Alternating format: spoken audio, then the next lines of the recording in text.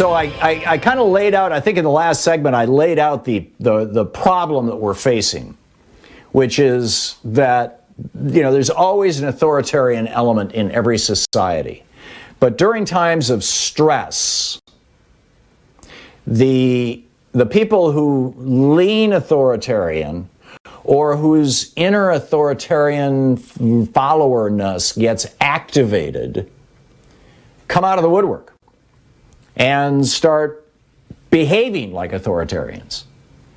And that's what we're seeing right now. And we're seeing this in particular. Now, there's a series of crises, right? From the point of view of racist white people, which is, you know, probably half the white population in America, just having black people marching through the streets of American cities week after week in the Black Lives Matter protests in the wake of the murder of George Floyd and others, and Breonna Taylor and others, was enough to cause them, some of them, to say, oh, wait a minute, we need a strong hand here. We saw this back in the 70s when cities were burning, and Richard Nixon was using that. You know, his whole law and order thing was basically, you know, we're going to get the black people under control here. That was Nixon's pitch. And it worked.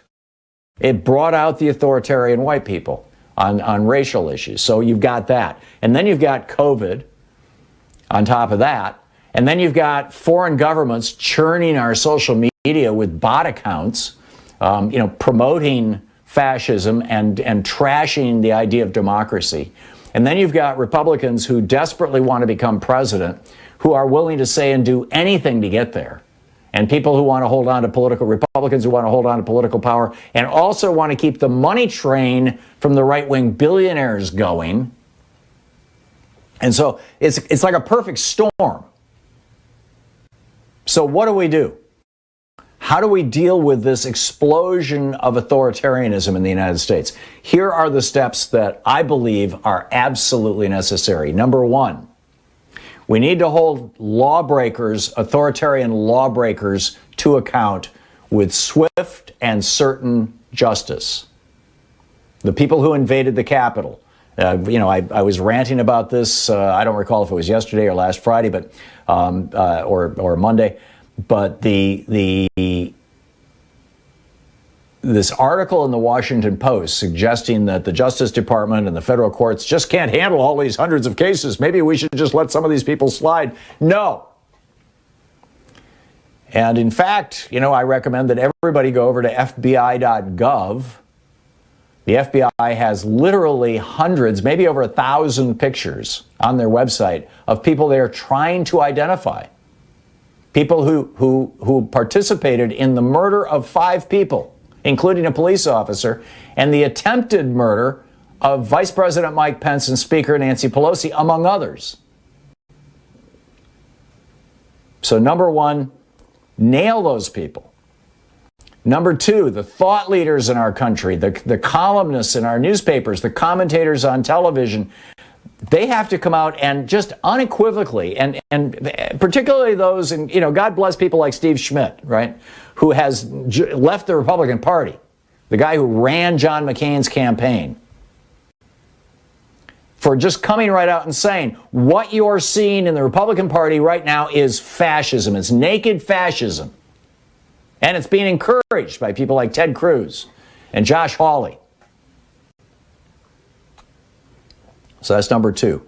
Number three, our press is not doing a good job of calling out what's going on and highlighting the differences between what an authoritarian strongman government looks like and what an actual democratic republic looks like. Our press is, you know, the news side of the press says, well, we'll just leave that to the opinion people, the op-ed people. And the op-ed side of the press, the editorial side of the press says, well, you know, when there's news, it'll come. And the bottom line is that this huge contrast between what a democracy is and how it works and what a fascist strongman oligarchy is and how it works, that contrast is not being made. That's why I wrote this book that's coming out next week, The Hidden History of American Oligarchy, was to make that case. And we all need to be talking not about the book, but about that case. Next, Republicans have to drop their voter fraud big lie.